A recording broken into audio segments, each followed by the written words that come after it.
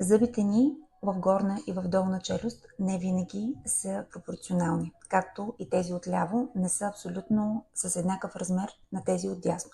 Затова, когато планираме лечението, софтуерът изчислява тези разлики и обозначава в кои точки е необходимо да се коригира размера на зъбите, без това да води до развитието на кариеси или каквато и да било чувствителност. Това е така наречения стрипинг или IPR. Виждате ромчетата, които когато светнат бължълто, коригираме размера на зъбите и по този начин осигуряваме достатъчно място за тяхното подреждане, без да се стига до ненужно изваждане на зъби. При проблеми с захапката често молим пациенти да носят междучелюстни еластици. Защо са необходими те?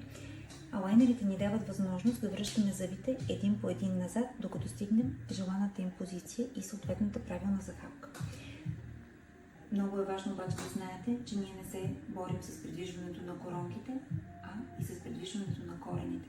Виждате колко големи и дълги са те, затова опората от властите е изключително важна и необходима. Ако те са ви предписани, моля, носете ги така, както ви е посъветвал лекуващият ви лекар.